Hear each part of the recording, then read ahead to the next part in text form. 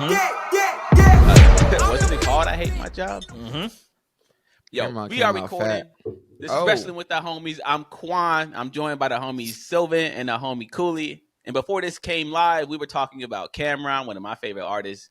He had this song about hating his job. You know who seems like they hate their job today? Bryan Danielson. Oh, man. We taking it there that fast, huh? I wasn't even planning on saying any of that, but because we were talking about Cameron's Hate My Job song and it got caught, I might as well tie it back in with wrestling. What's going on with Bryan Danielson, man? Yo, man, I need that fine character, bro. I need it.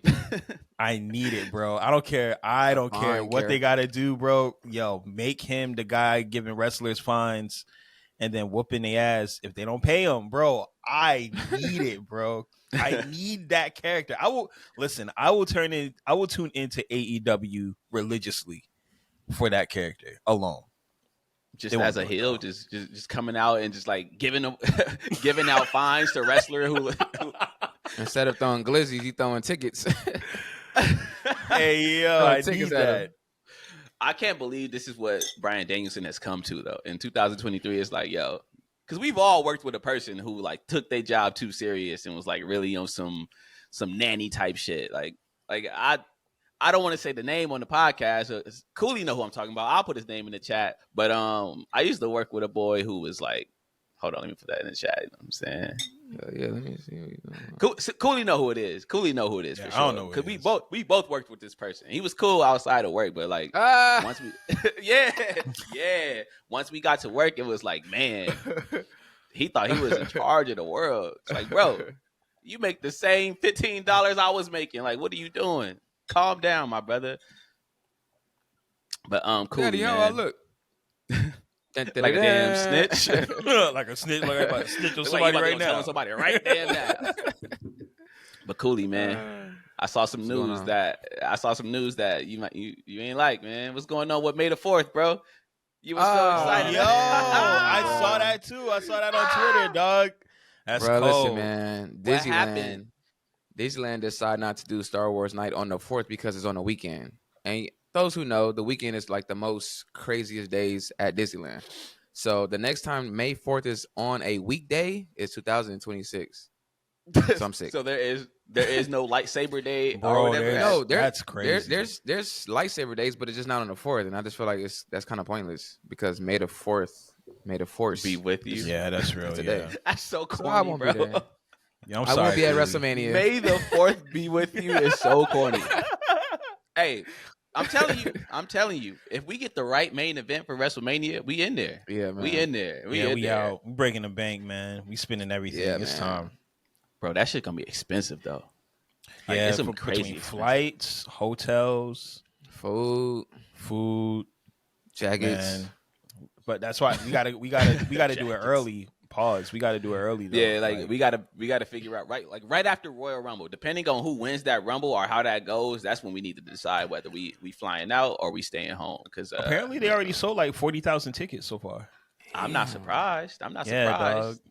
It's looking like we in one of those eras. Know what I'm saying? I don't want to say the word because I know people at home might get mad, but we in one of those eras right now.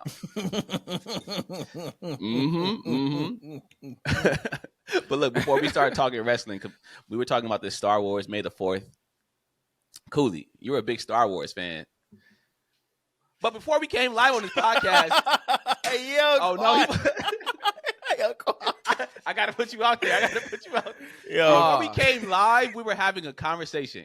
Cooley does not believe space is real. Cooley, please explain to me what are you talking about, man? Space What is does this not real, mean? man.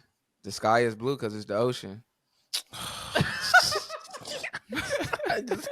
like dog, like I can't do this. The sky is blue do this. because it's the ocean. Do you know what NASA means in Hebrew? What does In it mean? Hebrew, In Hebrew, What do I you don't mean? know. What it NASA mean? means in Hebrew. it means to deceive. No way. Huh. Let me it do. Google that. It do. Hey, hold on. Yeah, do your Googles and let me know. And you know one thing I didn't understand? What? If you're landing on the moon, right? First of all, who put the camera there for you to land on the moon? Anyways, so if you're on the moon, right? That's Why is so there bad. shadows? Where is these shadows coming from if you're on the moon? Hey, and why the flag was waving like that? Like the wind was blowing. Hey, Cooley might be on to something, man. Cooley might be on to something. I don't know if space. Hey, Sylvan is really looking it up. It right says now. NASA does not mean to deceive in Hebrew, nor is the word found in Greek. Me, my brother. NASA means to lift. Come on, man. I'll show you the details. This is in the world's events of the Bible. Hey. Nah, man. It means to deceive, man. NASA I got it right here. I got it right here. To lead astray, to delude, to morally seduce. Bamboozle. The Hebrew word of the week is NASA, to lift up, take up, and carry. This is in the Hebrew. Yeah, I don't think it means to deceive. All right, let's put what does deceive mean in Hebrew? Okay. Or what does it mean or what's the word? Or like what is deceive in Hebrew? No, but it's gonna be a word like this though. You can't do that because it's gonna be like symbols. One of these words. Yeah, I don't know the logistics of I'm so Hebrew confused, language. Man. I have no idea what y'all talking about at this point. Hey man, listen. So what's in the sky, bro? So this is NASA in Hebrew, right? Okay. Okay. And this means, what does this mean, bro? What does this mean? I'm looking at logos. Look at the logo means a primitive route to lead astray.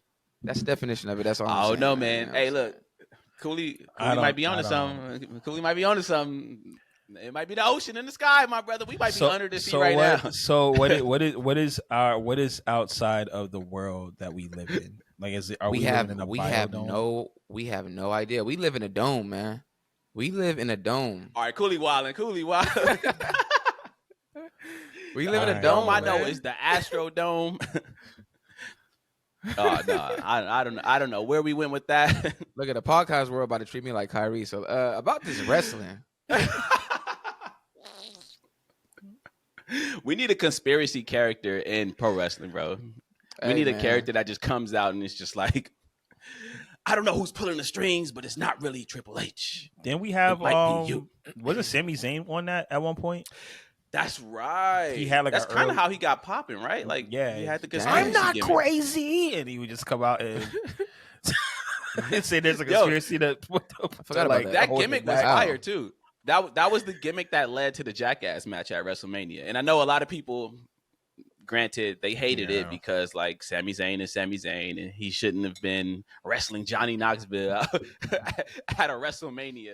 But the match was fire to me. I love it. I thought it was hilarious. I thought that the fact that the mouse trap broke and it didn't snap at the end, I thought that added to the match being hilarious. So I wasn't mad at it. Bring conspiracy theorist Sami Zayn back, man, because Sami needs something. I like that music he had too. It was like dun, dun, dun, dun, dun. Nah, he would just come out. He would come out dancing. He would come out dancing all crazy. Like, come out dancing. Like, bro, what are you doing? We're not doing that. I like the dun, dun, dun. I hate that superhero ass music. Come on, Sammy was only interesting when he was in Bloodline, man. Let's keep it. Let's keep it a beanstalk. I don't feel that way. I feel like Sammy was most interesting. Well, he was most interesting with the Bloodline, but I feel like he was interesting with that conspiracy theory. I mean, that conspiracy gimmick. I thought. But when a white man do it, okay. But with me, yeah, all right. When Cooley says the ocean is in the sky, all of a sudden it's a problem. But when Sami Zayn says it, it's like, oh, Sylvan falls in line. Then so I'm being entertained. Not trying to be convinced. Wow. Yeah, not trying to be convinced of. All right, I gotta get more that I have questions. Points, I just have questions. That's all. I'm not saying you're not wrong. I'm not saying you're not right. I'm just saying I don't understand. Hey, shout out to Sami Zayn. Dome, man. This is crazy. Stop, bro. Living in a dome is crazy, bro. We like the Truman Show, about to run into like a wall. Hey, imagine one day you just walk in and you just boom, you hit the edge, and it's like, oh shit, Cooley was right. Like, hey yo, what the? Oh man. Hey yo, what the? Before we get off this topic, R.I.P. Stanley. You know what I'm saying? Yeah, facts. That's crazy. Yeah. That is crazy. Facts for sure. Yeah, for real. Yo, and look, before we get into our first topic, I just want to say, did y'all see the news that WWE is ending its home videos? Yeah, I saw that. I didn't see wow, that. That's crazy. End of an era. End of an era. What was the best home video that WWE ever did? The TLC joint, because that TLC joint with the Dudley Boys, Edge and Christian, and the Hardys. That's always gonna That was be fire. That was fire. Yeah. One of them Judgment There's so Days from many, 2001 is incredible. I like Judgment Day. 98. Judgment Day 2001. I be forgetting that Judgment Day was a pay-per-view. Like Yeah. before it was a whole ass Yeah. faction. It was a At pay-per-view. Judgment Day? Yo, Judgment Day was fire. Yo, I used to love I love Judgment 98, Day. man. Judgment Day had like one of the biggest matches of all time. It was like a Hell in a Cell with The Rock, Stone Cold, Rikishi. Oh, was it the 8-man joint or whatever? And Rikishi 6-man. got tossed off the top of the cage and landed in like a truck with a That haystack. day was fire. Undertaker, Kurt Angle, and then Vince McMahon was going around being like, "You don't have to do this match. You don't have to put your life on the line. This is ridiculous." Yo, he was That like was- playing it up. I was like, "Oh, this is crazy. Like, this is That was really, one really of the- dangerous." That was so. Look, so WWE's home videos, they've been producing these for like decades. They had like the original WrestleMania and like all the pay-per-views they would put to home video, but they also would do like kind of compilations. So like there was like a TLC one where they had like the Hardy Boys, the Dudley Boys, and Edge and Christian, and they kind of just recapped their careers up to that point of the TLC matches. There was a Three Faces of Foley VHS. I know y'all remember that. I remember And- that. Real. And my favorite, I actually have it with me right now. It's right next to me. If you in the podcast world, if you're not watching this on YouTube, I have to describe what I got in my hands right now. It's Kurt Angle. It's true. It's true. It's I have true, it's the true. original Sheesh. VHS. I don't have I'm a stealing that VHS next time. player, Don't or worry. what is it? A VCR. I definitely don't have a VCR. I bought this baby 2 years ago. It was on eBay for $2. So I'm like, you know what? Why not? Let me buy Kurt Angle. It's true. It's true. That's one of my favorites, though. VCRs, man. Yo, VCRs, Kurt Angle man. at that time, like the 3 eyes. What was the 3? Intensity, Intelligence. integrity. Intelligence, and integrity. Intelligence, yeah. That gimmick was so insane, man. It was like easy to hate, but at the same time, it was funny enough that you kind of loved him. Yeah. Yeah, man. RIP to an era, man. Wow. Yeah, man. That's tough, dog. I think they had an ECW one too. Forgot what it was called. The rise and fall of God. ECW. It's probably that one. The rise and Yeah, fall of it's probably ECW is hilarious. I'm sorry, like watch it. Wait, when what do you mean? Damn, bro? bro. When you Why is when it you funny? watch it, when you watch it, like it starts off like incredible. It's like, wow, what an incredible company. And then when you see how it falls, it's really just because Paul Heyman was just like trying to rob Peter to pay Paul. It's like, yo, I got you tomorrow. And it's like, yo, we ain't been paid in like 6 months, bro. Like, what's going Yeah. on? Like, what are we doing? Like, everybody's sold out. We have no money. It's like, why am I not paid, dog? We are sold out for like 10 dates. Hey, Paul It's Heyman, tough. though. Paul Heyman got a mouthpiece on him. Pause. That sounds Yeah, crazy. pause. But Paul Heyman can talk his way out of anything because it was dudes like Tommy Dreamer who like hadn't been paid by Paul Heyman for like 2 years, and he was still out there just working hard as he could. 2 years It's is like, yo, crazy. Yo, Paul Heyman ain't paying nobody. bro, he was like, I was just like, yo, where's all the It's- money going? Well, you know, he couldn't scale it. It's just like, bro, what are you gonna Insane. do? The Insane. best But- home media out that list is WrestleMania X7. No, I mean, Oh hands down. God. What are we talking about? I mean, well, Hands down. WrestleMania We go with the X7 is the Attitude best Era. WrestleMania ever, but Yeah, come on. What are we talking about? That's the It best is. WrestleMania ever. it Oh is, my man. yes. Come on, Oh you my know it is. God. man. Yes. Come Oh on, my man. God. It is. Y'all in this damn attitude era. Matter of fact, let's get into our first topic because I want to talk about eras. I want to talk about golden eras and I want to talk about boom periods. Let's start with hip hop, man. Let's start with hip hop. I'll ask you, Sylvan. What's the golden era of hip hop? Not to you, not your personal opinion, but just in general. What's the consensus of the golden era of hip hop? The consensus of the golden era of hip hop is usually the late 80s, early 90s. That's what Yes, a lot of people say that that's the best time for hip hop. It was the most, well, not most profitable, but it was the most like conscious and positive and forward thinking, progressing. People say late 80s, early 90s. Right. So a 90s. lot of people say late 80s, early 90s. That's when we got birth to a lot of our favorite hip hop artists of all times. Everybody from the Nas to the Jay-Z's. A lot of people will tell you that the golden era is the mid 90s. I hear that a lot. The Wu-Tang Clans, the Lauryn Hills and Fugees, the Mobb Deeps, the Outkast. A lot of people feel like the 90s as a whole is the golden era of hip hop. and nothing of today can even stand close to that or stand next to it. Cooley, let me ask you this. What's the golden era of basketball? And not your personal opinion, but just the consensus. We know what it is. We are whose era is the golden era of basketball? Michael Jordan. That's the early 90s because nobody wasn't talking about Jordan in the 80s like that because he was getting, ran over. Exactly. So. Just getting smacked. Now, right. Now the older heads will probably tell you that, Wilt Chamberlain and George Mikan. This is the golden era. But for the most part, people feel that, the gatekeepers at least, they feel that Michael Jordan's era is the best era of basketball.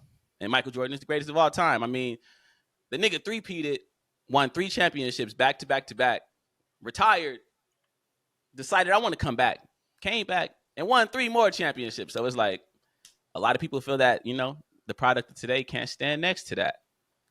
Which brings me to my question of the day. Cooley, let me ask you this again. What's the golden era of pro wrestling in terms of like a boom period? Damn, that's hard, man. That's just really go ahead hard. and say it, man. Just going to say it. I'll say it. I'll say the mid 90s to the early 2000s. He fell for the trap, fellas. He fell for the trap. 97 to 02. But why? Because that's when we had the most star power of all of wrestling history. In the Attitude Era, we had Stone Cold, we had The Rock, Mankind, DX, Kane, Undertaker. We had all these wrestlers. Now, as far as business, we are in the boom period when it comes to business because time has changed. My brother. Of course. Thank you, my brother. Of course. I am here to tell you two fellas that today, right now, as we sit here on this podcast and talk amongst each other, we are in a wrestling boom period. We are in a new golden era. And a lot of old heads, they just can't accept it because they love the 90s. They love the Stone Cold Steve Austins and the Rocks. And because of that, they feel that nobody of today can stand next to those people. And we saw the same thing with hip hop because, like I said, the golden era of hip hop was the 90s, early 90s, mid 90s, whatever. It's in the 90s. At some point, hip hop kind of fell off that path in the 2000s. It led us down some dark times. We had the Crank That eras, the Lean With It, Rock With It, and the snap music. Y'all remember Laffy Taffy? Yeah, I remember Laffy Taffy. But I mean, they still had some like YT's a classic. You know what I mean? I Think They Like Me is a classic. Hey, low key. Bow Wow had a classic great song. I Think They Like Me. Hey, low key, Laffy Taffy is a classic to me. Like that's just for sure. Laffy Taffy was definitely a dark period. I won't lie. I like snap music, but that was it was the worst rendition of snap music to me. Like the song, it was Shotty Low. Shout out to Shotty Low. But a lot of people would tell you that era of music was terrible. And then something happened around 2010, 2011. We got these 3 guys that came into the game and they kind of shifted the culture back to the lyricism. And we all know who the 3 guys were. Kendrick Lamar, Drake, and J. Cole. Now, no matter how much or how you might feel about any of these particular guys, you can't argue the fact that they kind of shaped the sound of music for the next 10 years. Like, those 3 are still 3 of the biggest artists out right now just because of what they brought to the game. They are the biggest artists of the game. Hey, they're the big 3. They're called the big 3 for a reason. They help shift the sound of the game. But there's a certain segment of fans that just reject Drake, they reject J. Cole, they reject Kendrick because they're so married to the idea that nothing can stand next to the 90s that they're going to reject what's right in front of them. And I'm here to tell you right now, at some point, you have to let the past go and accept what's right in front of you. You have to let the past go and accept the quality of today's content. Same thing happened with basketball. We all know Michael Jordan was Michael Jordan. But at some point, Michael Jordan had to retire. He can't play forever. He had to retire. So he walked away from the game. We got Kobe Bryant after that. And Kobe Bryant was incredible, but Kobe Bryant was doing a lot of the same things Michael Jordan was doing as far as the footwork, as far as the way he played, the tongue out. He was pretty much mimicking what Michael Jordan was doing. But after Kobe Bryant, then we got LeBron James, who was a cyborg.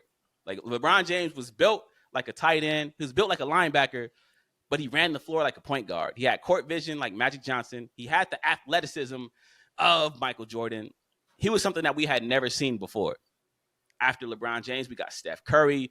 This dude is taking 3-pointers from half court, turning around and walking away before the goddamn ball even go through the hoop. We got guys like Kevin Durant, who's 7 foot, the most skilled athlete we've ever seen at 7 feet. But there's people that can't respect LeBron James. There's people that can't really look at KD and the Steph Currys of today and put them next to the Michael Jordans because they're so married to the idea of the product that they saw back in the day where Michael Jordan can't be touched. They're so married to the idea that nobody after Michael Jordan can stand next to Michael Jordan. But I'm here to tell you, at some point, we got to let go of the past and accept what's right in front of us.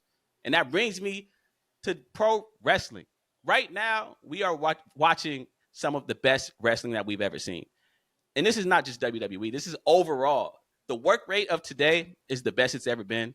I know we all give Will Ospreay a lot of I'm sorry, I didn't want to cuss, but we all give Will Ospreay a lot of shit because Dave Meltzer loves to give him 5-star match after 5-star match. And we kind of hate that. But at the end of the day, we have to admit the stuff that Will Ospreay is doing in that ring is incredible. He's doing stuff that we've never seen anybody do. So you got to kind of tip your hat to that. But not only that, we come on this podcast a lot and we talk about Roman Reigns, right? And we talk about how he's only had 11 matches in 2023. We complain about it. But also, we forget 5 years ago, the entire product was based around Roman Reigns and Brock Lesnar. I want to say Roman Reigns and Brock Lesnar probably headlined every major pay-per-view or every major premium live event. And you know why? They headlined every major premium live event because we had nobody else. Fast forward to today, Roman Reigns damn near took the entire year off, and WWE still had an incredible year. They still defeated every record that they have ever had as far as like financially, as far as audience sizes. WWE is on fire, and Roman Reigns missed the entire year. He was able to miss the entire year because the star power is the highest it's been in, 2 decades? When Roman Reigns is not there, we still got Cody Rhodes, who has filled John Cena's shoes effortlessly. We still have Jey Uso, who's becoming one of the biggest stars in the industry right before our eyes. And oh my God, we got LA Knight. LA Knight is pretty much a superstar that we thought we would never see. This is Stone Cold Steve Austin reincarnated. Now, yeah, he does borrow a lot from the past, but you can't sit here and deny that LA Knight hasn't made his shtick his own. My point is the superstars of today can stand next to the superstars of yesterday. At some point, we have to acknowledge the fact that we're in a boom period. We are witnessing some of the best wrestling that we've ever seen. The ratings right now are through the roof. The attendance right now is through the roof. And of course, we all know a lot of people like to argue that the ratings were higher in the 90s. And granted, they were as far as people watching wrestling on TV. But you forget, we only had 100 channels in the 90s. This is a whole different era. For one, there's 1 million channels. For number two, you can watch pro wrestling anywhere. You can watch pro wrestling on YouTube. You can watch it on TikTok. You can watch it on the internet. None of us have cable. I don't have cable. Cooley doesn't have cable. Sylvan doesn't have cable. But somehow we're able to watch pro wrestling every single week. How is that? How is that? Because we find other ways. So don't sit here and tell me about the ratings in the 90s being higher than the ratings of today. WWE has broken every single attendance record in every city that it's traveled to this year.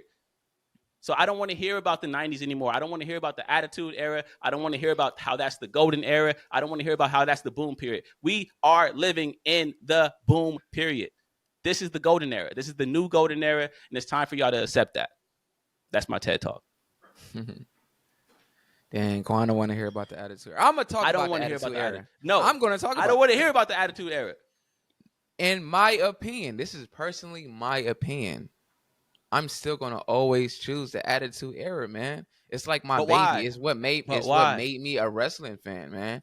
Ever since I was 7, 8 years old, man. This is what brought me to this light, to this space. Now, so is it really? It's not the boom. It's not. You're right about this. That we are in a boom period, like hands down. The WWE is the hottest it's ever been in 20 years. It's pretty insane, especially all these records.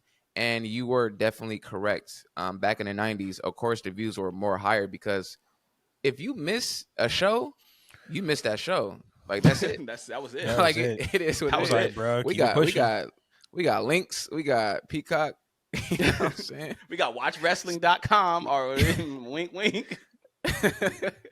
So, you know, we gonna always tap in and tune in. But I feel like it's weird because I want to say that today's generation is kind of like the 80s as far In what sense?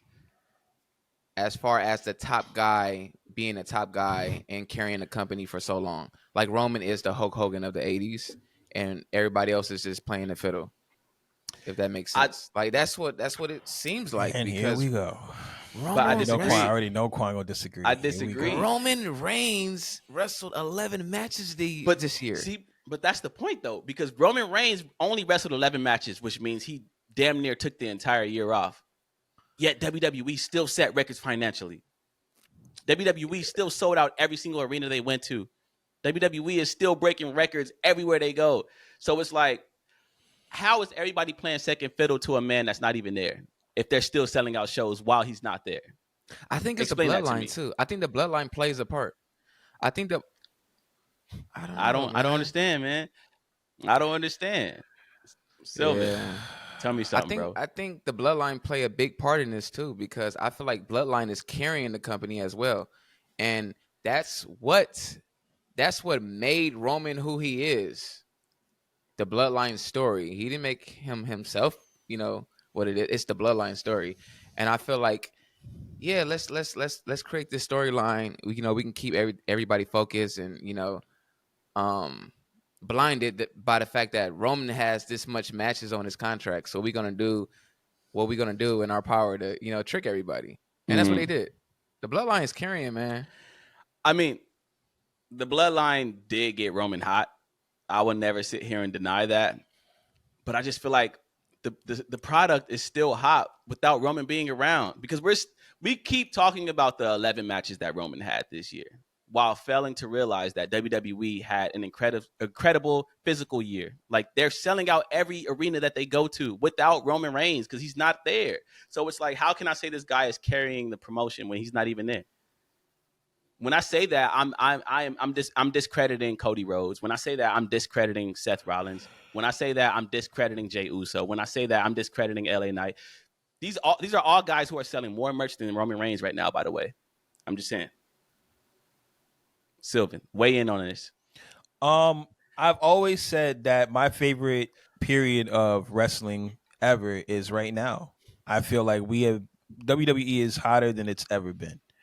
The amount of talent that we have that has the potential to be main event stars has increased in a very short amount of time in the last 6 to 9 months. Like 9 months ago, we were talking about how there aren't enough stars that can really sit on the Roman Reigns level or be made to be believable to be on that level. And in a short amount of time, we have a returning CM Punk. We have a bubbling LA Knight. We have a bubbling Jey Uso. Seth Rollins is as hot as he's ever been. Gunther. I mean, Gunther is having his win, and it seems like he's about to outgrow the IC title and become who he's going to become. I mean, Jimmy Uso, Solo Sikoa.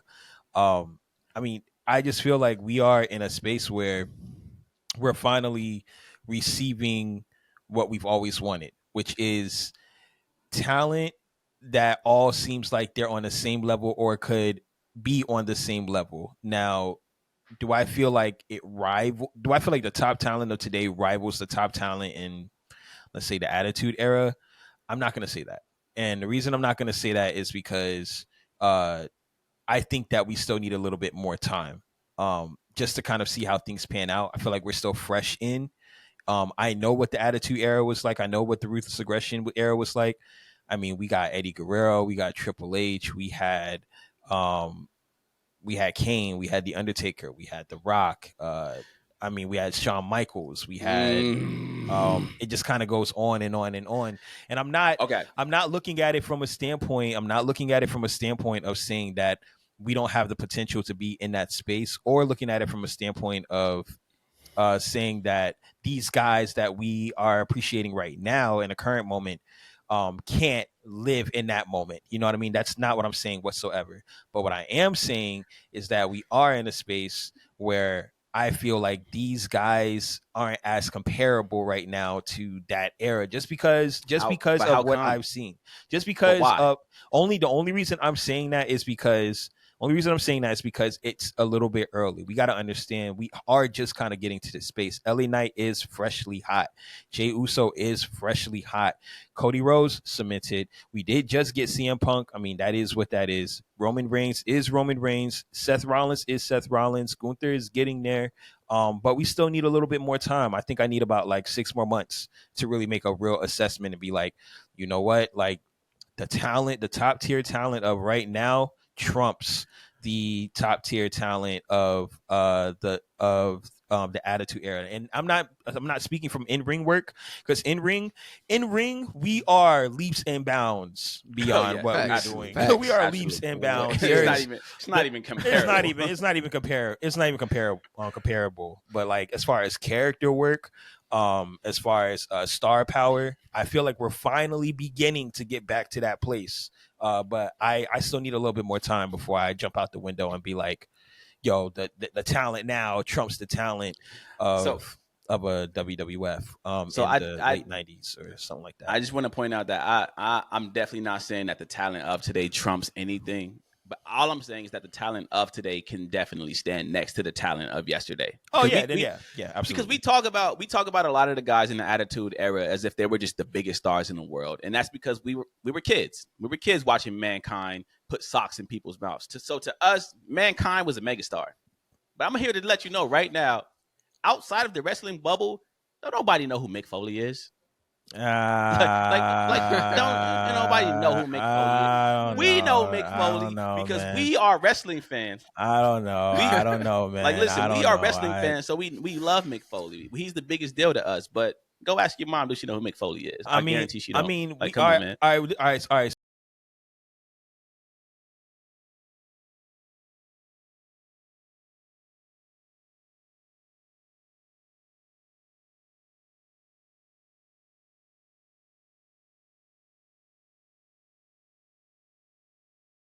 Now, he unfortunately passed away early, so we didn't really get to see where exactly his career would end up. But to me, Bray Wyatt is still one of the biggest wrestlers of all time. He was outselling Roman Reigns and whoever was like top merch. He was outselling Cena in merch at one point. So it's like, and then the women, don't we get me started on the women. Rhea Ripley. I mean, look, Bianca Belair, bro. It's little white kids in the audience that be wearing Bianca's Belair like fake braid and like waving it around in the crowd. Like, I mean, these people are stars. I mean, yes, absolutely. When we regard the women 100%, but you know, we that's also a different argument. There was the women's division was almost non-existent at one point. You know, up until 2000, maybe 12, 13, 14. In terms of like, okay, we're going to actually take this division seriously. We're not going to just give you 1 minute. We're not going to give you one match for 10 minutes on Raw every week. We're going to actually try to build out the division with titles, with competitors who have real storylines, who are actually doing real things. So I 100% agree with you in that capacity. But I mean, I'm not going to slight the characters of the Attitude Era or the Ruthless Aggression Era. Like Mankind at his peak was wildly popular, wildly successful. A lot of people knew who he was. Obviously, I never said he wasn't. I'm saying obviously that doesn't transcend as if he was The Rock or a Stone Cold or a Triple H or Undertaker or a Hulk Hogan. That's like a very finite sector of stardom when it comes down to wrestlers, right? But at its peak, he was who he was. Now, I agree with you. I'm saying that I agree that the stars of today, like the big stars of today, could survive in a Attitude or Ruthless Aggression era 100%. They could stand next to any of those stars. But I do think, like, as far as like them being better or it being like, or the star power or whatnot, it's like, I'm not saying you're saying it. I'm not saying you're saying it. I'm just saying, like, I just want to draw that line. That's a very So here's the thing. The fact that you even feel that you have to draw that line is one of the biggest problems that I have. Like, the fact that you keep saying, I'm not saying they're better, or you keep saying that, like, I don't want to slight the pat. the fact that showing love to what's going on right in front of us is considered slighting the past is the problem. Because again, in basketball, there's a lot of people who just disrespect LeBron James every day.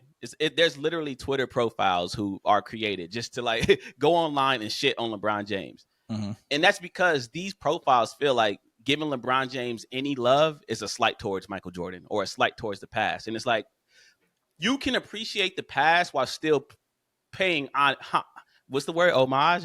You can still pay homage to the past and still appreciate what's right in front of you. Like the things that LeBron James is doing is incredible. We can acknowledge that while still having an affinity for the past. Like it doesn't have to be a slight. And the fact that you keep reiterating that, like, I don't want to slight mankind or I don't want to slight this person, that mindset is the problem.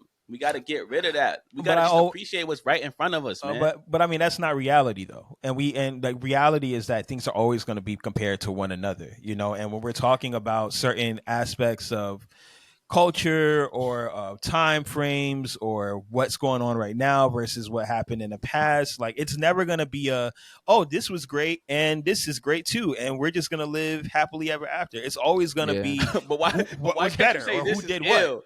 Why can't you just say, yo, this is ill and leave it at that? Why does it have to be this is ill, but it ain't that though? Like, why that's human nature. I look at the Drake and Jay-Z I look at the Drake and Jay-Z debate. It's just human nature. It's the Drake and look, I look at it as like LeBron and Jordan. I look at it as Drake and Jay-Z, right? Like obviously Drake has done more from a successful standpoint in music specifically than almost any artist ever, you know, let alone a Jay-Z. But there's a current sector of people who will tell you that there's nothing that Drake has done that Jay-Z has done that can touch what Jay-Z has done, just because of his impact to culture with certain albums, and then also what he's done on a business standpoint, and the moments that he's created that will live forever in our minds, right? Like it's just people love to go back and forth because they don't want you to forget that, hey, this did happen, and don't try to slight someone just because they're successful in their own capacity. I'm not saying I agree with that. Not a slight. I'm just saying it's not. I'm just saying that's just reality. For me to say, yo, we are in a golden era right now. WWE, not even WWE, pro wrestling is more popular than it's ever been. Like we literally just saw the secondary promotion put 80,000 people in one arena. We've never seen WCW, ECW, none of these secondary promotions from back in the day put that many people in an arena. So pro wrestling is the most popular it's ever been. Saying that is not a slight towards the past. It is. Saying that is just acknowledging the current. It is a slight. It is a slight, and here's the reason why it's a slight. It's because even though I understand where you're coming from, Qwan, you're coming from let's go by the books and let's go by the stats and let's go by the numbers and look at things from an objective standpoint. We also have to look at things from how people perceived things in the past, and also the facet of monoculture. Monoculture made things far bigger, right? At one point, when we watched Lil Wayne go on the Hip Hop BET Awards in 2006 and perform Gossip, we all remember that moment. There was only one way to watch that moment, and you had to either watch BET, or if you had a computer, you had to go to school the next day and see if you could go on BET.com and see if you could go and sneak to watch it. Like otherwise, it was just like you missed it, and it was what it was. And 9 times out of 10, you didn't miss it because nobody missed those award shows back then. It's a different perception of how big and shiny and crazy something was then versus how things are now, where we're not living in monoculture, but the product of WWE at right now is larger than it's ever been. It's just a disassociation, and it's hard to say, yo, WWE is as popular as it's ever been on paper when we had Stone Cold Steve Austin in 1999, and that felt like the biggest thing, not just in music, but also in the world, right? But look, at the end of the day, I'm not saying I agree. Like I'm not saying I agree. I'm sorry, I'm not saying I don't agree with you, Qwan. I agree. I'm just saying that that's not the reality we live in. We don't live in a world where people can hear what you're saying and be like, oh yeah, use their brain, because they're gonna remember Stone Cold Steve Austin, you know, crushing the windows down and how big that felt and how big that actually was. So some people will look at us and be like, nothing is bigger than Hulk Hogan, and I'm gonna say, well, yeah, Stone Cold was bigger than Hulk Hogan. You know, but for the guy who experienced Hulk Hogan, nothing was bigger than Hulk Hogan at the time. It's just like, well, I don't know what to tell you. I'm here to say that Stone Cold Steve Austin is bigger than Hulk Hogan. That's all I wanted to say, man. But is he though? He's not though. No, he's not. I'm just talking shit because I hate Hulk Hogan. I hate Hulk Hogan, so it doesn't matter what. Hulk Hogan could be the biggest wrestler in the world, and I still would agree. I would disagree just off the fact. Bro was on 3 Ninjas. He was on Baywatch, killing it.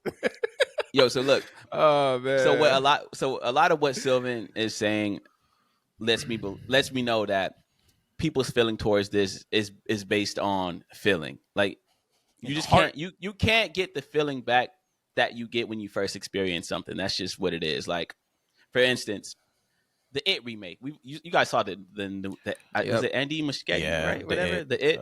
Yeah. So that It chapter 1 and 2, peak cinema. Movies are incredible. Those are 2 incredible movies. But there's a segment of fans who will tell you that the original, was it called It or was it called? It was called It. It was called It. Yeah. So there's people out there that would tell you that the original It was better than the remake, which is so obviously not true. That original It series was very terrible when you watch it, like looking back at it now. But at the time when people saw that, they were kids. So of course they were scared. Of course they were terrified. Of course it was the scariest thing they had ever seen. They were 7 years old. I was scared. I was terrified. But now I'm able to disassociate from the feeling that I had when I was a child, and I'm able to watch the current product or the current rendition of that movie and say this is objectively better than that was. So you got to remove your feeling from it. Like, obviously, when I'm growing up in the 90s watching DX Prosper, watching Stone Cold Steve Austin and Kane and Mankind and The Undertaker, this is going to feel like the craziest thing that I've ever seen, just because this is my first time experiencing it. And a lot of people, over the years, we become jaded with wrestling because we've been watching wrestling, 3-4 times a week, every single week for the last 20 years. Obviously, we're going to get jaded. We're going to lose that feeling that we had when we were kids. But you got to be able to dissociate from that. You can't just keep holding on to that feeling and looking for that feeling again. Let that go. That's the past. You're never going to get that back. Just appreciate what you're seeing now, because we are watching one of the craziest eras that we've ever seen. Pro wrestling is so big right now. I turn on NFL football and I see people with wrestling titles. Like I was watching a Sexy Red video, and Sexy Red had a WWE world title around her waist. This is Sexy Red. What the hell is Sexy Red doing with a WWE logo on her? It's like pro wrestling is so big and popular today, and people just can't accept that because they're so married to what happened in 1998 or what happened in 1989 when Hulk Hogan. It's like, you can appreciate that and still show love to what's going on in front of you right now. That's all I'm saying. I feel you, man. That's never going to change. Yeah, it's never going to change. Never. You comparing apples to oranges is never going to change. They did it with Prince and Michael. We literally just had a conversation about Nas and Jay-Z. It's just never going. It's just everybody experience things on their own pace at the end of the day. So it is what it is. Just got to stop chasing that feeling, man. Because I remember being on a school bus and listening to So Far Gone for the first time. I remember that. I stood up watching for it, bro. I stood up waiting for it to drop. I had homies call their hotel being like, yo, where is it? Because they knew where they were at in LA. So Far Gone was amazing, bro. I legit remember sitting on the back of the school bus with my headphones in, listening to So Far Gone. And it's like, obviously, I'm never going to get that feeling again from a Drake album. But I shouldn't expect that, because the time of my life that I was in when that album dropped, the things that I was doing, the people I knew, I'm never going to get that back. That was just the past. So I can't expect that feeling from another Drake album 20 years later. It's like, come on now, man. What are we talking about? And this is why. Sylvan. I think I want to hear this is why. What was you about to say? Yeah. You're gonna drop a bomb. Yeah. What you gonna drop, yo? This is why what? I was gonna say this is why I can't listen to Drake past 2016. Here we go. See, God, look. All right, look. As a Drake aficionado, I can't get into this conversation. But what I will say is that I understand where you're coming from, Qwan. I think people just want to not discredit their experiences, right? When I think about WrestleMania 17, I think about I understand. I'm just saying. I just it's feel not like discredited. It's like I if I wanted discredit, I would just say, yo, the Attitude Era is trash. I'm I not could say that because I low key a part of me feels that way, but I'm not gonna say that because I'm not gonna discredit what they did. I'm just saying. I'm not saying that you're saying that. I'm just saying that people will internalize things that way because that's how they feel, right? Like people will like for instance, right? I love WrestleMania 17 for one reason, because the build of Stone Cold and The Rock was larger than life, right? You had Stone Cold at his peak, The Rock at his peak. They seemed like they were equal, and they were the biggest stars in wrestling and quite literally almost the world also. Like they were like, you can mention Stone Cold with a Michael Jordan, with a Jay-Z, same thing, same way you can mention The Rock with a Jay-Z or a Nelly or a Bill Clinton. Like they were all in that same scheme. Yeah, Bill Clinton. Just think about the 90s. I'm like, who else is Bill Clinton? Bill Clinton, Monica Lewinsky, yeah, all of them. You know what I mean? Like you can mention all of them, and it'll be like that's a superstar, right? And seeing that build and seeing how much they wanted to kill one another and who wanted to be the best at the biggest time, it was an incredible experience for me. And like, I don't know if I've seen that in wrestling since. Period, right? Like I can't say I've seen that. Now, to some people, that's John Cena and Randy Orton. To some people, that's John Cena and CM Punk, baby. Yeah, some people that's John Cena and Edge. For me, you know what I mean? Facts. Yeah, like it's like that's just for some people. So like I fully agree with you, Qwan. I think wrestling is as big as it's ever been. I just think that people are naturally inclined to protect what they feel because of what it means to them. It's not even about the facts. It's just more about like what those moments meant to them. Right. WrestleMania X7, man. Best mania ever, man. With one of the worst endings ever, though. Jesus. Yeah, that ending was hilarious, though. Terrible, man. Was that when it's when Stone Cold turned heel. Oh yeah. And he beat The Rock, and then the power trip. Right, Triple H. Yeah, that power trip was fire though. They had a rematch the following Monday. I love the power trip. Like I never want to see Triple H and Stone Cold rocking with each other. Like they were supposed to be mortal enemies forever. Yeah. Why were they together? But heel Stone Cold was fire to me though. Like Hunter said Stone Cold came to him and was like, yo, I need help. Like I don't really know how to do this thing. So that's how the whole thing came together, because he was like, bro, I can't be a heel for real. Like that's nuts. That's nuts. And look, before we get off this topic, I just want to say, y'all talking about the build for Stone Cold Steve Austin and The Rock. Just wait, man. Just wait for a couple months when we start getting that build for Cody versus Roman 2. I'm telling you, that's Cody just gonna lose again. It's tough. Yeah, he is losing, bro. Like he's not. Cody gonna be loses here. that. He's gonna lose, bro. If Cody loses that, I will be laughing my ass off. I will not shut up about it on this podcast if Cody loses. I'm letting you know right now. He's going to lose again, bro, and it's gonna be hilarious. It's so sad. So it's like a different feeling because we know he's gonna lose as opposed to back in the day. Yeah, he's gonna lose. I mean, look, obviously that's what's leaking right now. That I didn't plan on talking about this, but since we own it, let's talk about it. Like that's what's leaking right now, that Cody and Roman part 2 is probably going to happen at WrestleMania, and the plan is for Cody to lose. Now, if that happens, I'm going to laugh my ass out. I'm not going to shut up about it. I'm going to be on this podcast every day laughing at y'all because Cody lost.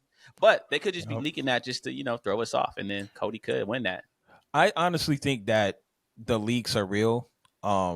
They could be throwing us off, but it makes a lot of sense to me. If you have CM Punk returning, I think the biggest WrestleMania that you could possibly book is CM Punk versus Roman Reigns. That's just, I mean, come on, it just spells itself. Fast, though. I'm just saying though. I don't think it's going to happen this Mania. I think it's going to happen Mania 2025. I think they're going to. Keep in mind, this is a zero news leak, and we all know this is a zero news. This is a zero news leak. So let's. This is all. Everything is with a grain of salt. But I mean, when I think about what's gonna book the headlines, CM Punk versus Roman Reigns at WrestleMania, and they want to keep Roman Reigns. They want to have him be the longest champion ever since Bruno Sammartino and Hulk Hogan. So it's just like, why not kill two birds with one stone? He's already wrestling 11 matches. Like, what's another year? We already got how long did Bruno have the title? For like 5 years, dog. 10 years, bro. Like he's not beating Bruno. That's what I thought. I thought it was like 10 or something crazy. He definitely gonna beat Hulk Hogan's joint for sure. Yeah, but he's not beating Bruno. bro. I don't even think Roman got 10 more years in him to wrestle, let alone beating a title reign for 10 years. That's crazy. Roman versus Punk is the top draw in my opinion right now. Look, I mean, we'll get to WrestleMania main events a little later, but I want to hear from y'all at home, man. Let me know. Do you think that we are in a wrestling boom period? Is this the new golden era, or is the '90s untouchable, like these two fellas seem to believe? Actually, no. Only Cooley believes that. Only Cooley. Yeah, I do not believe. Sylvan that. is with me. Sylvan is playing devil's advocate, but Sylvan is with me on this. Yeah, I really am. He definitely believes that today's era is. I said we in the boom era. I do. I selfishly. But you also think the '90s is untouchable. I selfishly. Of course, that's my like, opinion though. That's my opinion though. I selfishly like this is my favorite era of wrestling ever. Like I like this more than the Attitude Era. Like I like the Stars better more than the Attitude Era. Like as a whole, you like this wrestling era or just WWE era? Wrestling as a whole to me. Wrestling as a whole. We got some snitches in this area. So I need Brian to embrace being a snitch. I need it, dog. Yo, I need it so bad, bro. Hey, and one day we gonna come on this. Wait. I'm sorry. Before you go, one day we gonna come on this podcast and keep it real about how much of the Attitude Era was really Stone Cold Steve Austin and Vince McMahon and all these beautiful things that we love to remember, and how much of it was terrible. Val Venus getting his dick cut off and Mae Young giving birth to a hand. It was horrible. It was a whole lot of trash back then too. Like we always ignore all that. For sure. We ignore all that just to show love to The Rock. I think most of the storylines back then were just a few weeks, a month's worth of shock value. Everything was shock value. Facts. So it was on the go. If I'm being honest, the Ruthless Aggression angles were worse than Attitude Era. That's just me though. Like when you really think about it, those angles in Ruthless Aggression were just like really like overboard, dog. It was like Kurt Angle got chokeslammed off the stage. He was laid out on the ground like blood around his head. I'm like, yo. So this is going too far, dog. Like Triple H is raping like a corpse. Whoa, you can't say that. Graping a corpse. It's tough, man. That's neither here nor there. Speaking of the old times, I really hate to get on this pod and bash AEW first and foremost. I really hate it. Do you? I really hate it. I don't like Cooley, it. you hear this nigga, man? I don't like it. It doesn't feel good. It doesn't feel good at this point. I feel like a bully now. Like at first I felt like someone who was keeping it real. Now I feel like a really mean person coming on this podcast and bullying AEW. But man, what they do now. I want to bring something up, man. A couple podcasts ago, Qwan came on and made a statement that I didn't really agree with. I thought it was a little ludicrous. I was like, it's a little bit too early to tell, but he basically said that Edge's run in AEW is a flop. Now, I said, I don't know about that, bro. I don't know. Like he just got here. We have time to really see how this plays out. We had just came off of Full Gear, so we saw the 3-on-3 match and Nick Wayne getting capped and just feeling like, okay, this is a cool start to see where this Edge versus Christian feud goes, right? Now, I wanna preface this by saying that Edge going to AEW, I fully understood. I got it. He's at the tail end of his career. It's cool. I thought it was the biggest acquisition that AEW had gotten to this point, and clearly the ratings and the numbers are not showing that. I'm pretty sure it's because of the name of Adam Copeland not being a draw anywhere on God's green earth outside of wrestling fans, and I'm also pretty sure it's because WWE is just having a surge unlike no other, and AEW is trying to figure out their footing. But my God, I was very excited for Edge versus Christian. And I was. Christian is in a really good Christian was in a really good space. He is in a really good space. He's in prime time right now. This guy's character work is top tier. And seeing a returning Edge to face his best friend was top of my line. And it wasn't surprising to me that we were going to get this match on a random Dynamite because that's how Tony Khan books. That's just Tony Khan, baby. That's him. You're going to get the main event on a Dynamite. And so I said, all right, cool. I'm just gonna I'm gonna tune in and see what happens. I still want to see this match. There's a lot of heat here, and it sucked. That's harsh. Damn. It was really bad. Damn. It was really bad. Now the in-ring was okay. Like it was okay. Like it wasn't like terrible, you know, it was what I guess it was what it was supposed to be. I was getting through it, and I kind of got to a point where I thought, okay, maybe this match is just going to be okay. It's going to be an okay match, and we're going to just move on, and maybe this feud will continue to the next pay-per-view, and we'll see how this thing goes. Maybe Christian will cheat. Maybe Edge will get the one up. I don't know what's going to happen. And then Nick Wayne's mom comes out, and, you know, long story longer, holds the championship belt, the TNT championship belt, and poorly sells that she's going to hit Christian, and does the swerve of a century, whatever, and hits Edge. Oh my God. And you know, me and Qwan and Cooley talked about this. Qwan absolutely hated it because of the fact that she just could not sell this because she's not a wrestler, and I guess nobody in the back taught her how to sell anything. Shouts to Jay Cargill. And oh my yo, and I was gonna say the same thing, bro. To Jay Cargill. And you know, honestly, like for me, of course, it would make sense for Nick Wayne's mom to side with Christian because at the end of the day, Edge beat Nick Wayne's face into a pulp, and there's no way that she's gonna side with the guy who like destroyed her son. Pause. So like, terrible ending to a mediocre match, and I get it. We're gonna have a couple more feuds, I guess, but I don't care. I don't care anymore. I don't like the payoff is gone. It's gone. I don't care to see Edge get revenge on Christian because Nick Wayne's mom got involved.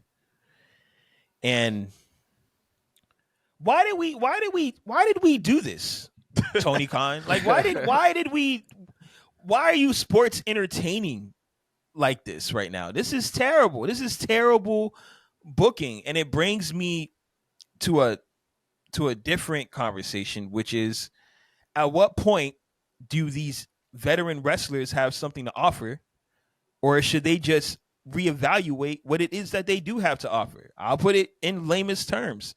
Edge, I don't really know if I want to see you wrestle right now after that match. I don't really know. Like, I'm just saying I don't know. I'm not saying that you're bad or that you're unwatchable, but it's like, after watching something like that, it's just like, yo, what are you really doing here? Is this just for you? You know, when I look at a Sting, I know what Sting is doing here. He's here to put over younger talent, specifically Darby Allin. He may get a few spots here and there, but he's not the focal point of the show. He knows his position. He's playing it well. You know what I mean? I have the same issue with Chris Jericho. Sometimes I don't want to watch Chris Jericho wrestle. It's just clear as day that he's not who he used to be, and he's trying to be it, and he's adapted his style to a certain degree. But like, is this for you? Because it doesn't feel like it's for you're offering anything to the younger talent, in my opinion. Like, you're just, when I saw your match with Kenny Omega and the Young Bucks at Full Gear, you were the weakest link, and it was just clear as day, bro. And it was clear as day. It was like, yo, the Young Bucks, Kenny Omega, and then Chris Jericho trying to like cosplay as the wrestler as he used to be. And I'm tired of it. I'm tired of seeing, Paul White. Like, what do you like? Like, I hate to bring you up, but my God, like, you look like a house supported by sticks. And and like, I don't know what it did for Powerhouse Hobbs to be in any type of situation with you where you got thrown off of some contraption and they get That was injured fire, again. though. That was fire. He slammed that man through a Yeah, it car was fire. window, bro. It was fire. Yeah, it was fire. Big Show Yeah. smacked the shit out Yeah. that car. Yeah, it was. It was very fire. But still, I don't know what it does. I don't know what you really have to offer. I don't know what a lot of you aged wrestlers have to offer. And it also brings me back to the Hardys, because we recently saw, Jeff Hardy speak about how he feels like he has more to offer with Matt Hardy.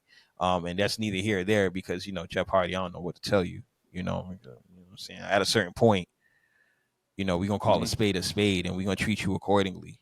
We're gonna get to that. We're gonna get to that. We're gonna get to that. But I say this to say that, my God, I know who's booking this. I just hate to gang up on you, Tony Khan, but my goodness, like the biggest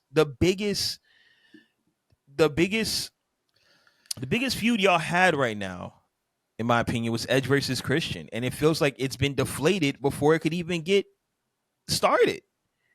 And I'm upset. I'm actually upset, because I really like Christian. Hey, always upset, bro. He always upset. Bro, you know what? At first I thought I was passionate, but I think I might just be really upset.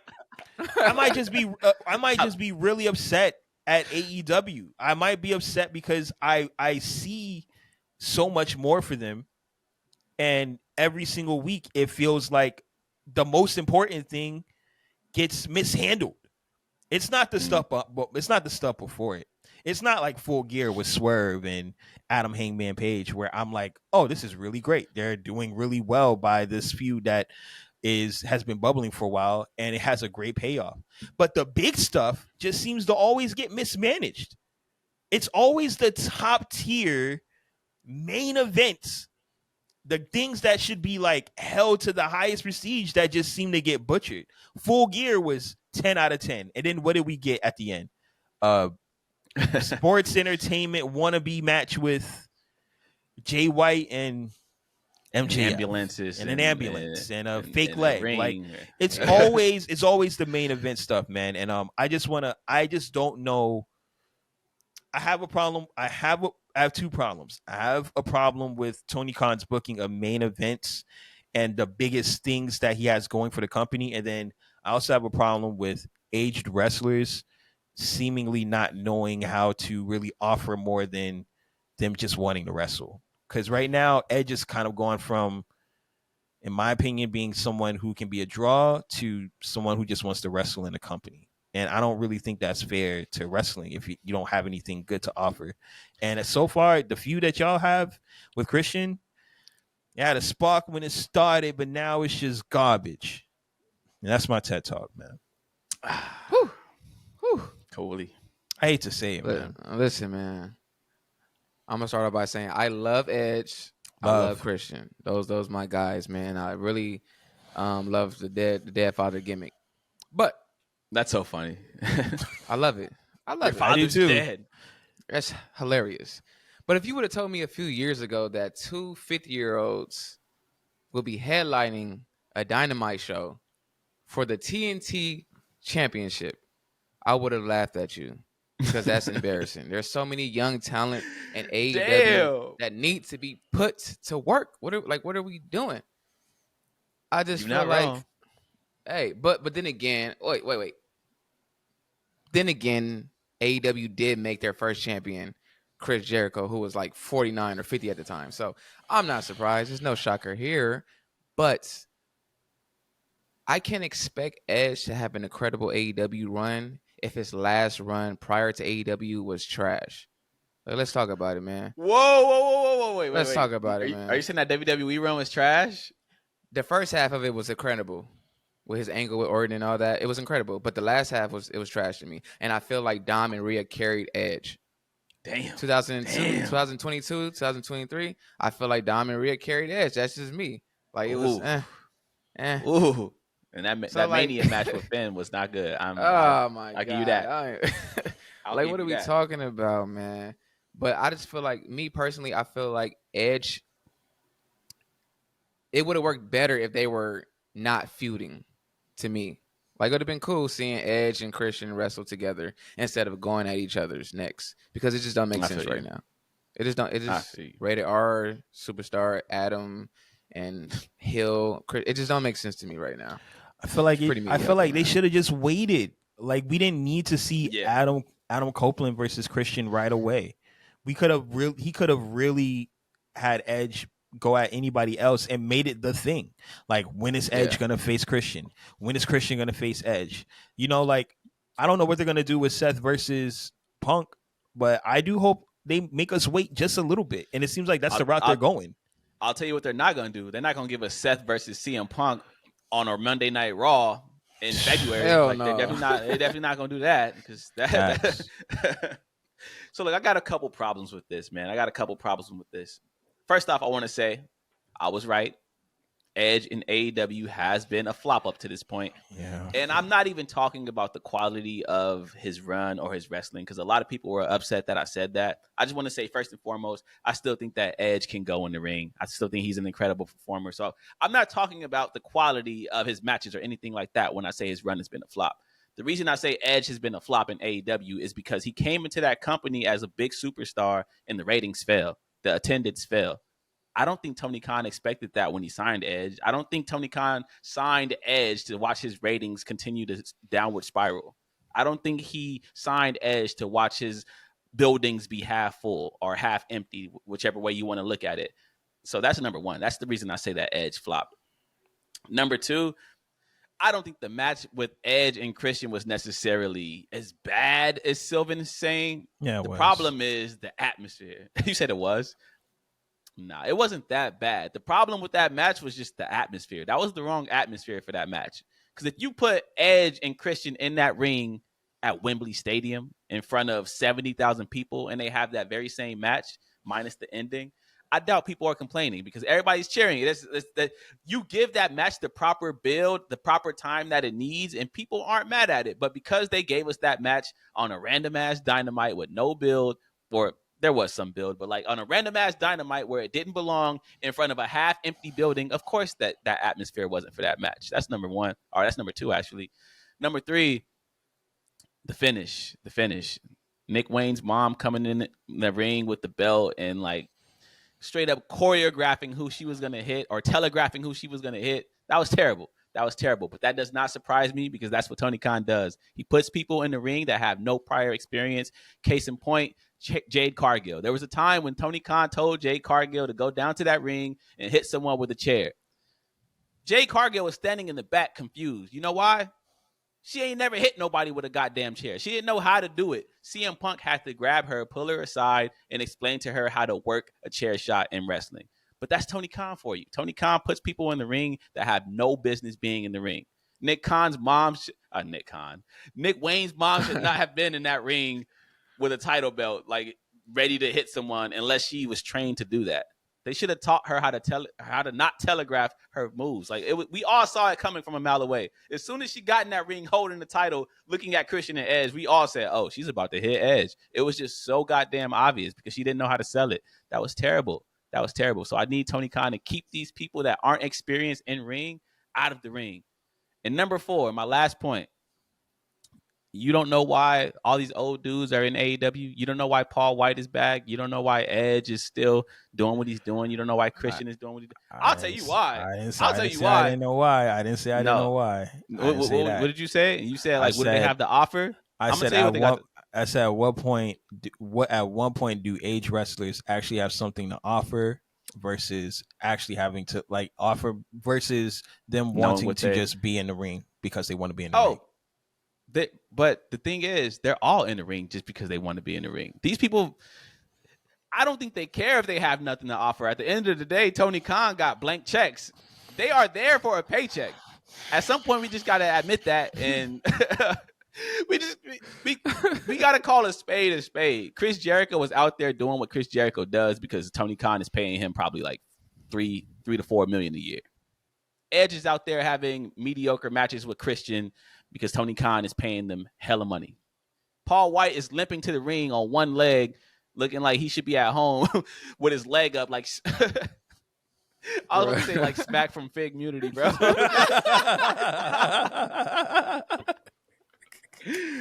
Wrestling fans ain't gonna know what the hell I'm talking about. But Big Show is limping down to the ring because he's getting that paycheck.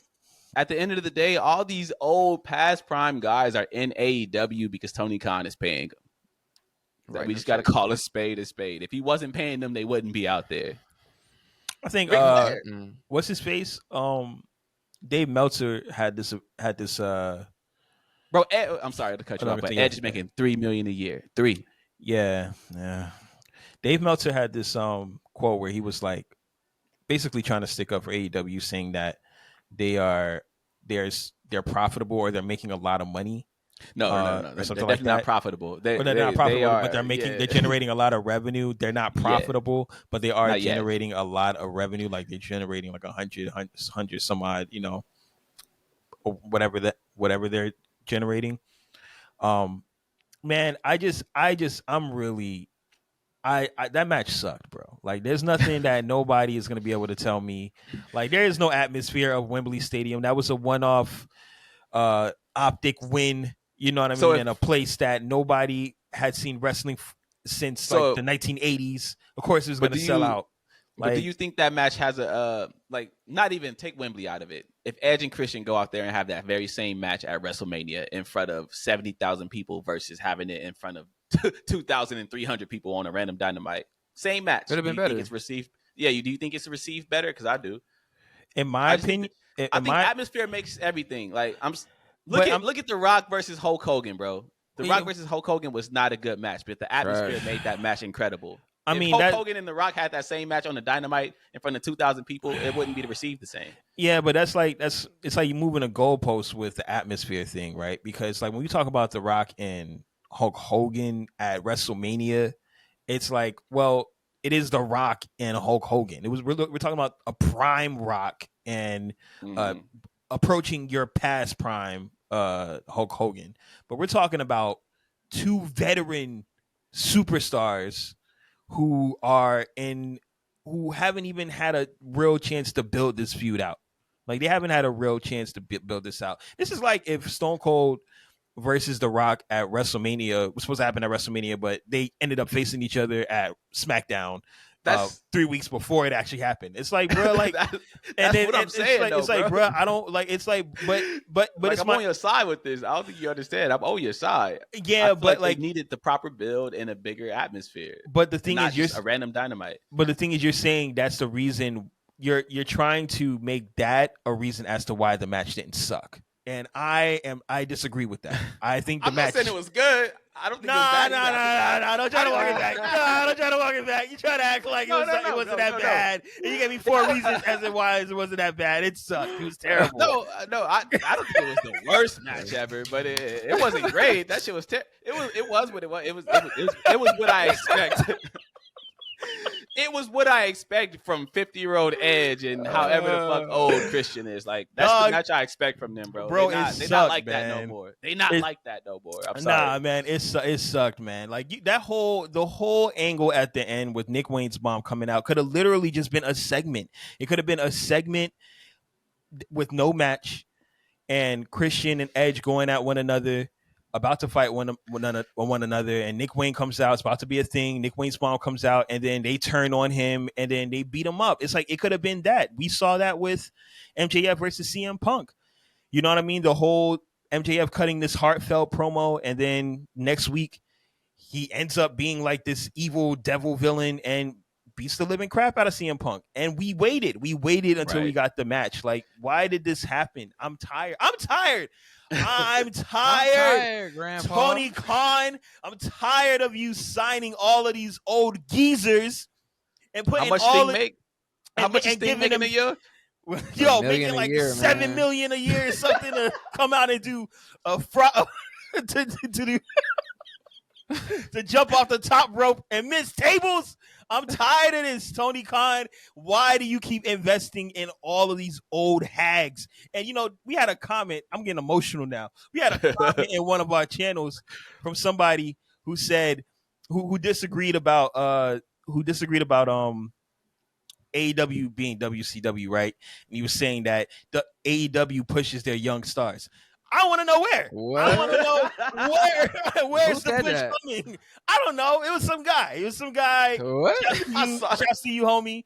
Shouts to you, my guy. But I want to know who are the stars you're talking about? Because as far as I'm concerned, all I'm getting is these old geezers who are having terrible matches, and I'm really upset because I was actually looking forward to this match. I wanted to see Edge versus Christian. Y'all knew 4 pods ago. I was yelling at both of y'all. I want to see it. This is the first thing that I want to see. I'm so excited, and I get it. And I can't even be as mad. I'm just deflated now. I just feel like this is just it. This is just what I'm gonna get every time I tune in. I'm disgusted. I'm bro. sick. Chris Jericho is making $3 million a year, man. Sting is making $1 million. Edge is making $3 million. Listen, if you out there, if you a past prime old wrestler, I'm talking who's an old wrestler right now that never really, Mr. Kennedy. If you're Come on, man. Keith Lee. Who else?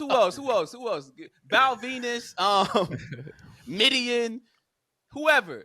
If you out there, make sure you hit Tony Khan up and get them M's, man, because it looks like Tony Khan is ready to pay mad money to all the 50-year-olds. So if you 50 and you still want to wrestle, hey, Ryback, shout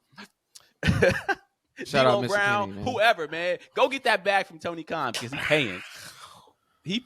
What is I really don't know what AEW is doing at this point. I was the AEW defender of this podcast because I truly do love AEW, and I think that Tony Khan is very passionate about pro wrestling, and I'm never gonna shit on someone for being passionate about pro wrestling. That's facts. Because I'm passionate about pro wrestling, but facts. Tony Khan is making some strange decisions, man.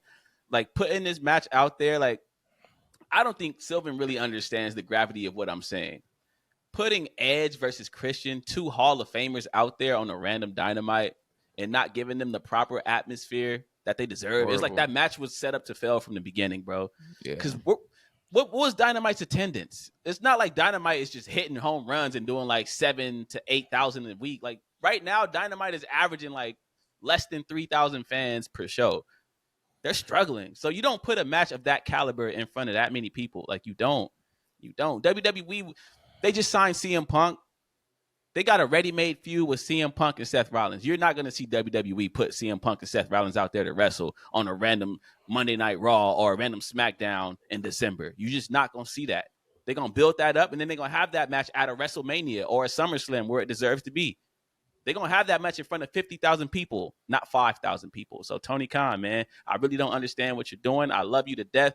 But, bro, figure it out, please. Figure it out because I should 4, not be turning – Bro, there was no I should build. not be turning on Dynamite and seeing Ric Flair walk to the ring.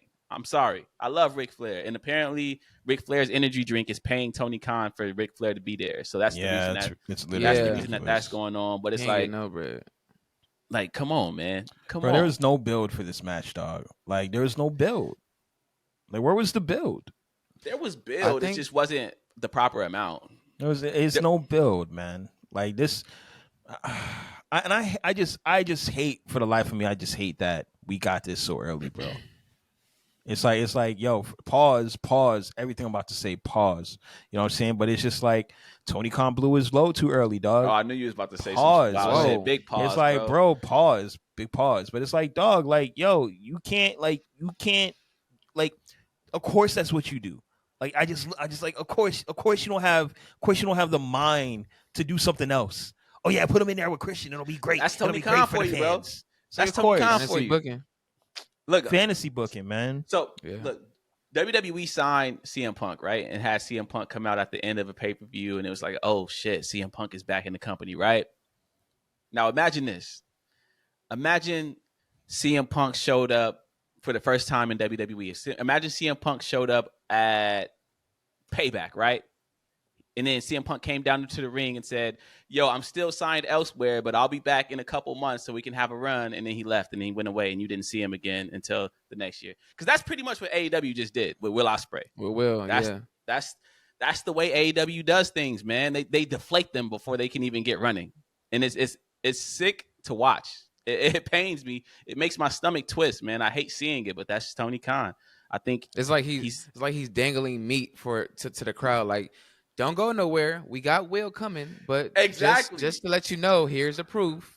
All right. That was so dumb. Like the correct way to do that would have been to like give us, I don't know, vignettes for weeks and weeks saying that, oh, this big signing is on the way. Who is it? Who is it? And then you debut this big signing at Wembley or something.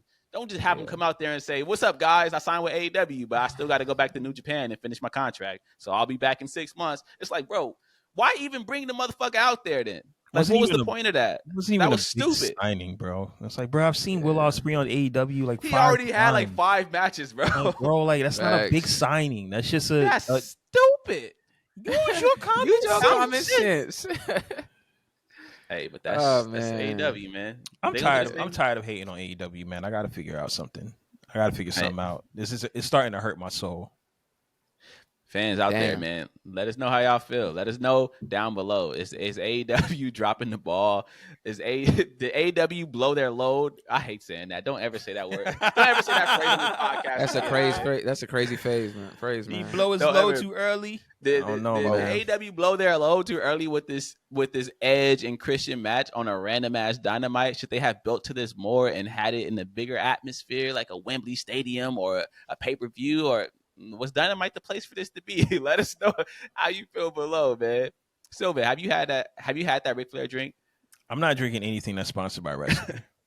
Oh my god, that's facts. Like, I'm not drinking no Stone Cold drinks. I'm not drinking no Seth Rollins coffee. Like I'm not. Nah. I'm drinking Stone Cold's drink. No. What if Ric Flair's drink is mushroom based? You gonna give it a shot? No. I might do it. I'm gonna try to find a case of the, what is it called? The Woo drink.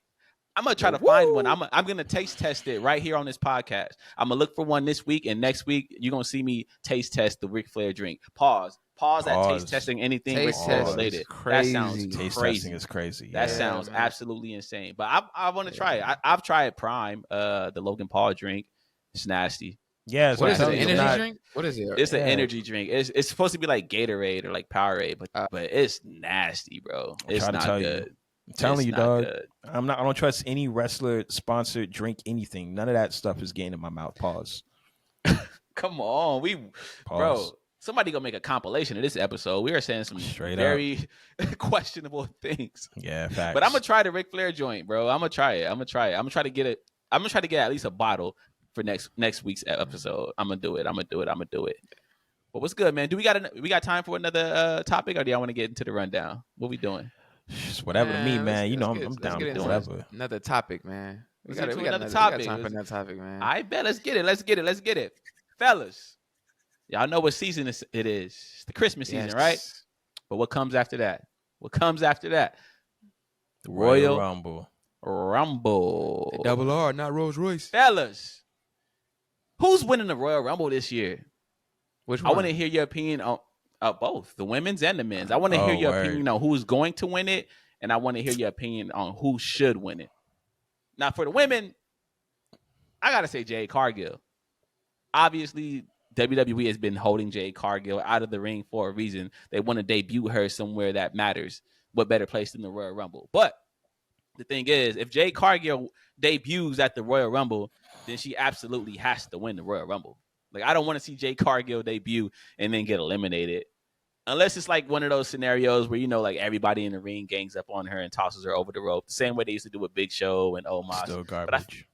I feel like that's played, right? They've done that so many times. They do it to Nia Jax like every year. Like, I don't want to see that no more. So, no, if Jade Cargill debuts in the Royal Rumble match, I want to see Jade Cargill win that match for the women. Now, for the men, I hate to say it, I got to go with Cody Rhodes. I think Cody Rhodes is the right winner.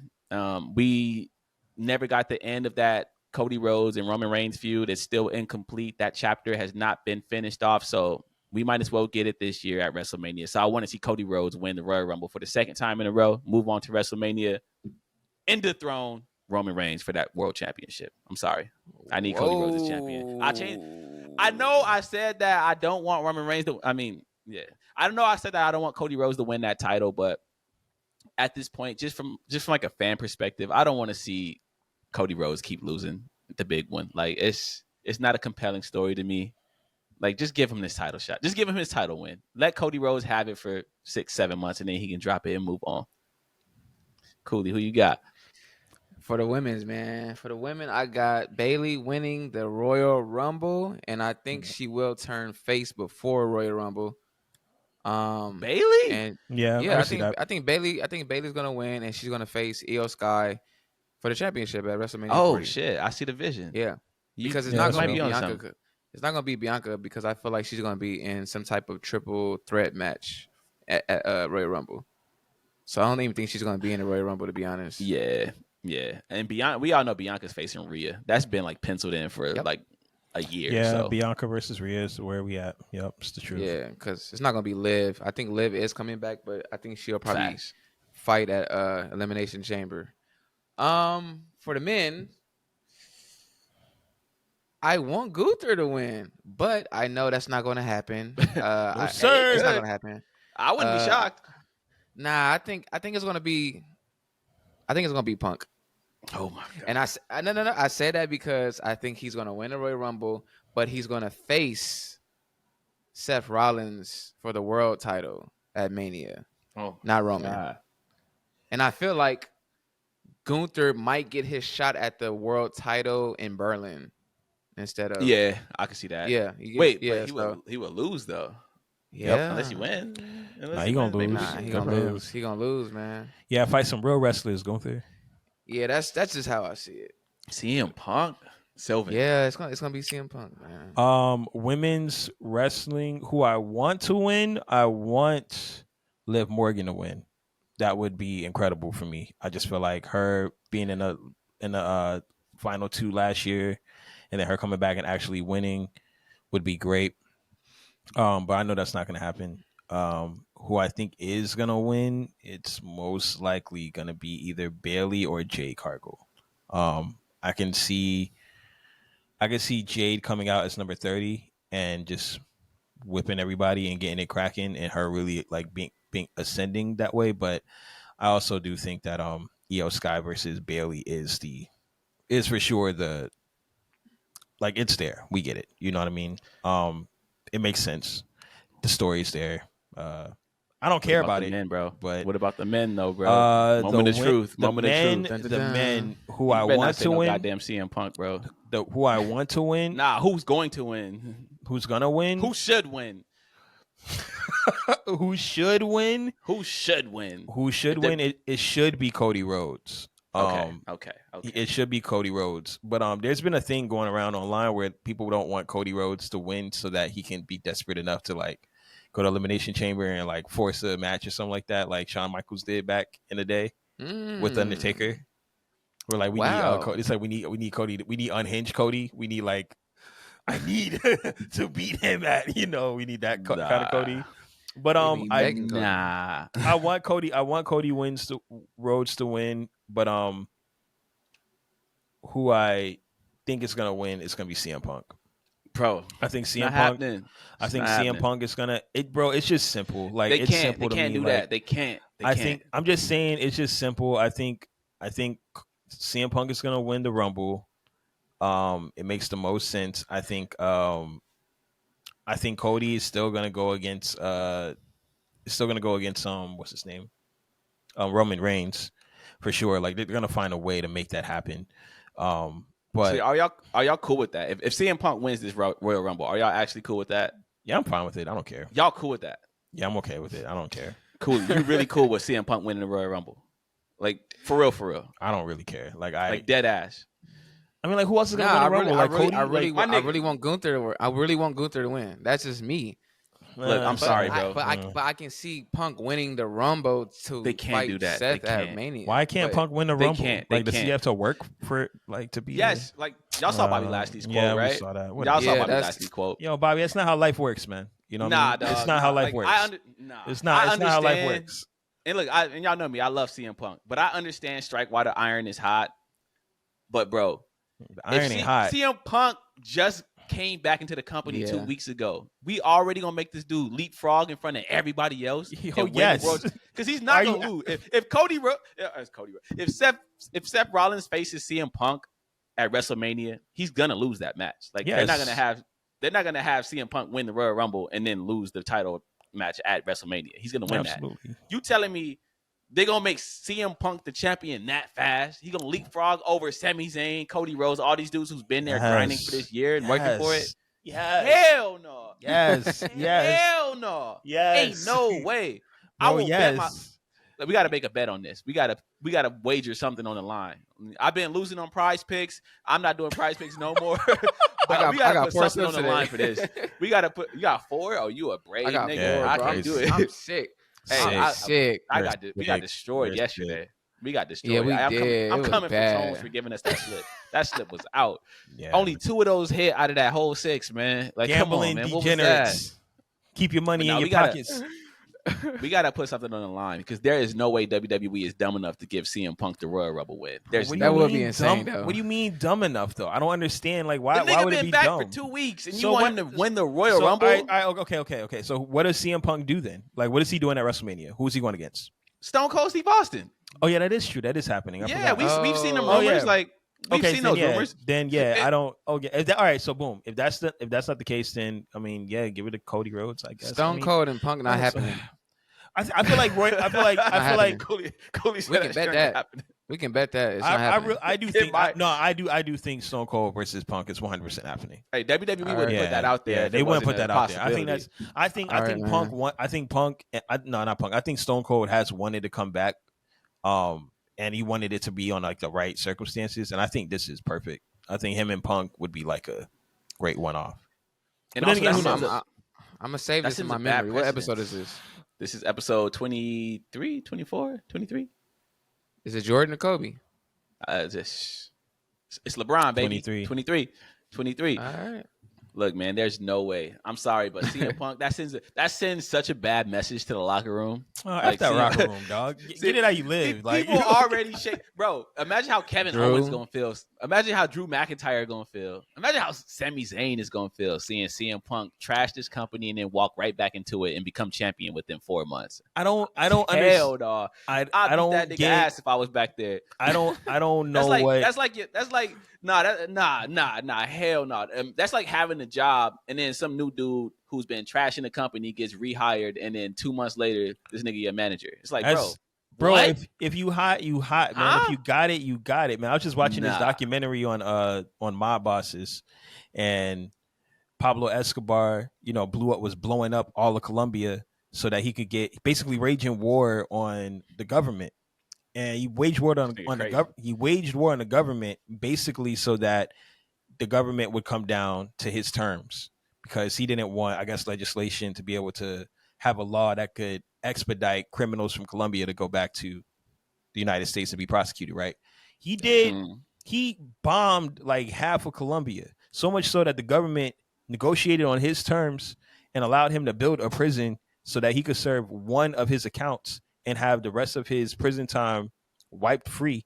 And he was able to like serve his prison time in a prison that he built with inmates that he chose and get his whole record wiped clean. Now, is that fair? No. But you know what? The guy is worth $30 billion. It doesn't matter if it's fair or not. CM Punk, yeah, he trashed the company. Yeah, he walked out on them. Yeah, it wasn't the best situation, but it doesn't matter. It's not fair. He's CM Punk. He's hot. He's the hottest. He's got the highest selling merch. And I'm sorry, Sami Zayn and Kevin Owens. You know what I mean? Like, y'all not as hot. You know what I mean? Like, if y'all was that hot, it'd be a different story. But since we're not, it is what it is. It would be worse to me if he got the Stone Cold match. You come back and get a Stone Cold match at WrestleMania. Give him the Stone Cold match. Don't give him the title, bro. It would be worse. It would be worse to me if you got a Stone Cold match at WrestleMania. That's not happening, bro. Man. Give him the title match. You know what I'm saying? We need Seth to lose it anyway. Stone Cold not flying to Philly, man. Jey Uso, LA Knight, Drew McIntyre, Kevin Owens. I mean, a five-way fatal man match or whatever. We forgetting the guy who has the goddamn Money in the Bank briefcase. Damian Priest. Finn Balor. CM Punk about to leapfrog all these dudes and get that title shot and win it. Yes, man, absolutely. That locker room, Do I want to see Kevin Owens as champion? No. Do I want to see Sami Zayn as champion? No. Damian Priest, I'm kind of starting to warm up to the fact that maybe I might want to see him cash in. Maybe I might want to see him cash in. Maybe I might want to see him cash in. Who else? Jey Uso. Damian. I mean, I love Jey Uso. LA Knight. I mean, I love LA Knight. But LA Knight only been here for what, a year? whatever. You got like at least he been here on the main roster.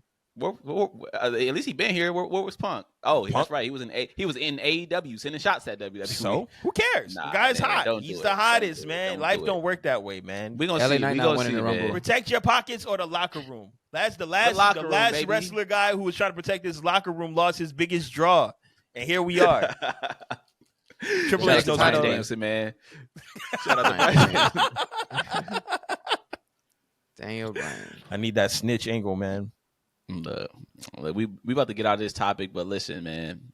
I'm telling you, if Punk win that thing, I'm gonna be excited because I love Punk. But man, I'm scared for that locker room, bro. I'm scared. Man, F that locker room. Yeah, they might jump that nigga in Gorilla. Go to AEW. Like, go to AEW, bro. Go. AJ Styles. Where's AJ? Who cares? He was supposed to come back, but they AJ Styles. It. I saw that. He was supposed to come back tonight. Yeah. And you can't say he old. He about the same age as Punk, bro. Yeah, Punk old too. Man. But he hotter. Like, bro, like I don't care. Like, I don't care. I don't care about any of these names you're telling me because, like, at the end of the day, we don't want to see them as champion. It's lukewarm. They are lukewarm. They would be lukewarm champions. Am I right or am I right? You got it. Look, let us know down below, fans. Is he right or is he right? Y'all want to see CM Punk leapfrog the entire roster and win the goddamn world title in 4 months? Or do y'all think he should work his way to get back to that position like Bobby Lashley said? Let us know down below. Now, it's time for one of my favorite segments of this show.